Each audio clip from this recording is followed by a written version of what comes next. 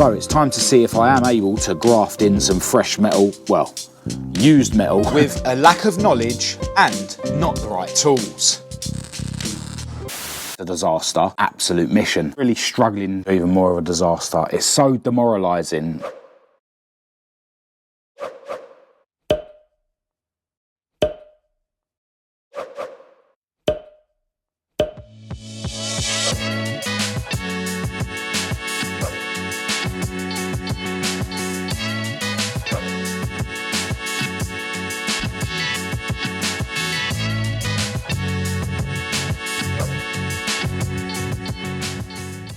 At the beginning of the last video, I showed you my practice welds that I did on this rear quarter panel piece that was cut out of Esther, my Mk2 Escort, when she got crashed into a couple of years ago.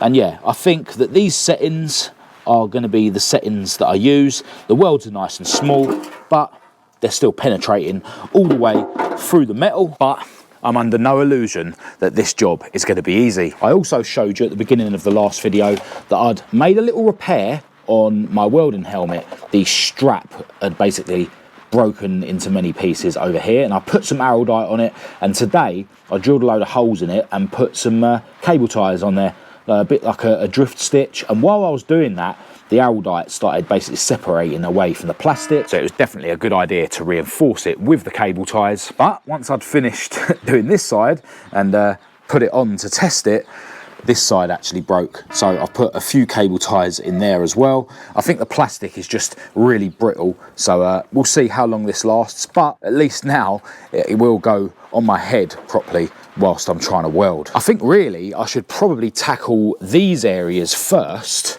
because they are just a flat piece. But I am going to stick to plan A and deal with Heidi's rear panel first. So it's time to see if I am able to graft in some fresh metal, well, used metal. First things first, I needed to clean up the rusty metal as best as I could. I used a flat wheel on a grinder and then finished it off with a wire brush on a drill. Next, I grabbed some weld through primer, which I got from my friends at BODICRAFT in Watford. This would enable me to cover the bare metal, but as the name suggests, you can weld through this primer. Don't forget you can grab 10% off of everything at BODICRAFT in Watford using my discount code MH10, and I'll leave their website link in the description. It was time to think about making the plates for the rear panel, and after removing the paint from Esther's old quarter panel, it was time to think about making templates. Any template I take from this area isn't really going to take into consideration any changes in the shape that are going to be made, so I've got to keep that in mind and make it a little bit bigger. I decided to focus just on the passenger side for the time being, and I covered the area in masking tape before rubbing round the edge, which left a mark. I then drew over this mark with my Sharpie, which made the shape nice and clear. Then it was just a case of cutting it out with a Stanley blade, and voila. I had a template, which I just transferred onto the quarter panel and cut it out with the angle grinder. After a bit of a trim with the tin snips to perfect the size, it was then time to try and perfect the shape, with a lack of knowledge and not the right tools.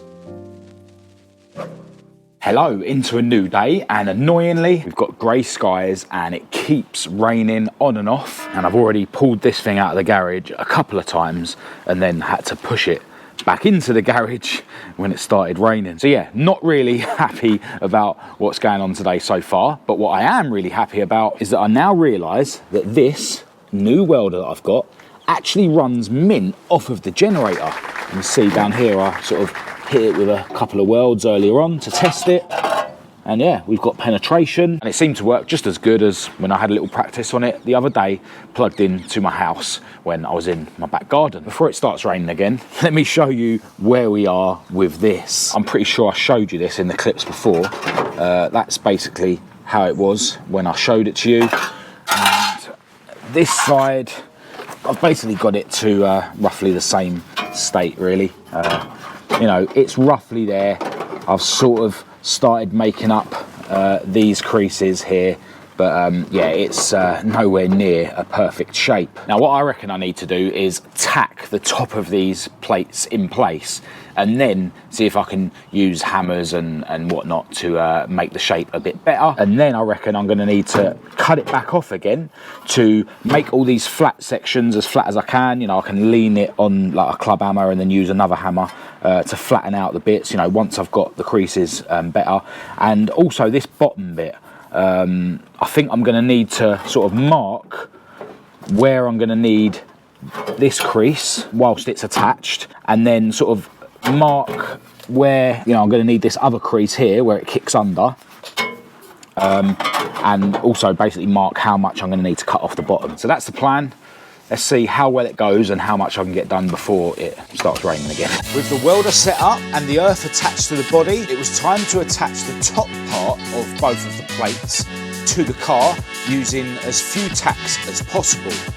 I then tried my best to perfect the creases in both plates, but I am no panel beater, as you can clearly see. I then used a Sharpie to mark where all the creases need to be and what needed to be cut off the bottom, and then I cut both plates back off the car. I then spent a load of time trying to perfect the shape on the passenger side plate before trimming it down and cleaning up the edges of it with the angle grinder, and then spraying the inside of it with weld-through primer. I then set about tacking the plate back onto the car, but after a couple of tacks, it started raining again. The next day, I perfected the passenger side plate as best as I could, and then started tacking that into place, and then it was just a case of adding tacks onto both plates. I kept switching from side to side to give things a chance to cool down. I drilled some holes into the plates where they met the chassis leg to try and get some plug welds into those areas, and then continued adding tacks around the outside of the plates before grinding the welds down, first with a grinding disc and then with a flat wheel on the grinder. I hit the welds with a wire brush on a drill, sanded the whole of the lower half of the rear panel, re-drilled the holes for the rear bumper bracket, gave the whole area a clean with the Acrosol from my friends at Kent Europe, and then I chucked some fiberglass filler just in where the welds were. After a quick sand with my DA sander and another clean with the Acrosol, I gave it all a coat of the epoxy primer, also from my friends at Kent Europe. Alright, well, it's fair to say that this welding job has been almost a disaster, but definitely an absolute mission. I've been really struggling to get round here to work on this job, to be honest. Got so much other stuff going on behind the scenes, but I'm not complaining. I like my busy life. I was planning to get out of here today by now, but I've rearranged things just to stay in it for a bit longer. Anyway, this is where we're at. It looks an absolute state, but, you know, I've somewhat made it look the right shape. It's going to get a load of filler work to make it look more the right shape, and I'm confident that this is going to end up looking better than me just not bothering about all these shapes and just doing a flat piece. So yeah, looks a state, has been a mission, but it'll look all right in the end. I think this side looks way better because obviously the plate I put in is only up to here and this is the original shape. But yeah, the actual welding, it was difficult, and I think I know where most of my problems lied. It's just that if you're trying to butt weld a panel in, the panel has to be exactly the right size. You know, in places there was too much of a gap and I'm trying to fill it with weld and then inevitably blowing holes. But where the panel was, you know, really tight, it went all right. But yeah, it wasn't the right shape all the way around. You know, there was loads of bits where there was a massive gap. It means you end up, as I say, blowing holes, you end up wasting gas. I actually used 2 of those little gas bottles to do this job. It actually ran out before I was able to finish, and the last couple of welds I did were just without gas. But I'd basically sort of come to a conclusion that this job is definitely going to need a load of fiberglass filler anyway to make the shapes right. So it probably doesn't matter that there were gaps in the welds. Now, you would have seen that I threw a load of fiberglass just in the welds because, as I say, I was planning to leave here, and I just thought if I get the fiberglass in the welds, it means I can epoxy prime it, which I have done. I haven't bothered putting fiberglass in the welds here because I still need to bash these bits about to get the shapes right down here. So I didn't want to put any in here because it's going to inevitably end up cracking. Also, this was a waste of time because I'm going to cut this off.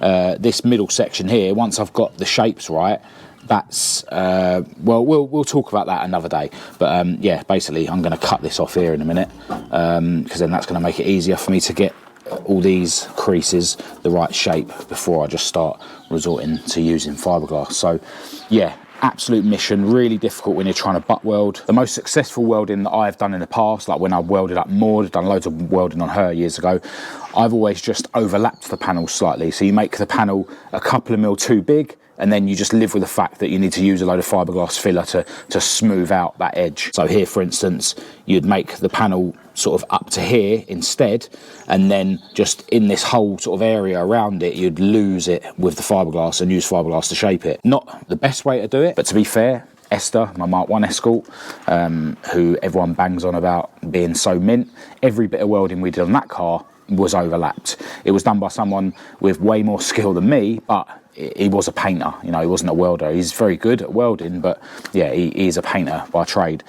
So, you know, it just shows that you don't necessarily have to butt weld everything, although I accept that butt welding is the correct way to do it. It's just that if I sort of just decided to overlap it like I have in the past, I really reckon I would have done a better job. There wouldn't be these gaps in the welds, and, you know, ultimately this job's going to need a load of fiberglass filler anyway, so yeah, it probably just would have been the way to go. Now, in terms of Heidi's rear quarters, I'm still not 100% sure whether I should try and weld them, to be honest. Yeah, I'm not sure, because if I'm going to do it, I'm going to cut it all out. You know, maybe I should cut out like all the way to here just to get rid of all this waviness. But again, if I end up struggling to do that welding, then it's all going to need a load of filler anyway, a load of fiberglass. So, you know, would it be better instead just to clean out all these welds, add a few welds where they're needed, and just, you know, slap a load of fiberglass in and forget about it? I don't know. Yeah, I don't know. I need to think about it and decide. Yeah, I just don't know. But yeah, I think before it gets too late, I'm gonna chop that off, as I say, and just have a go doing a bit of panel beating and seeing if I can get the shapes of the bottom a little bit better. Let's see how this goes.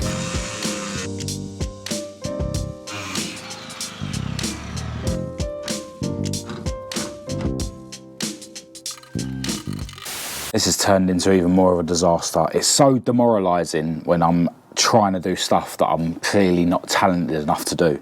But, you know, how do you get good at something? You've got to crack on with it when you're not good at it, right? But yeah, I just basically noticed that this area just wasn't the same as the other side, so I ended up trying to put a crease in here, and then this is just going to need to get trimmed off so that it's the same as that. But yeah, it's a nightmare trying to panel beat this. You know, it's all wavy and whatnot. All the welds are coming off where I'm messing about with this. Now, I did know that I was going to have to add some welds over here. I was going to have to add some welds over here just because I ran out of gas earlier, as I say, and I always knew that I was going to need to try and shape the bottom bits a bit better, so I purposely didn't fully weld up bits like that. But yeah, this is just an utter mission. I'm confident it will look all right once I've spent hours and hours and hours putting fiberglass filler in it.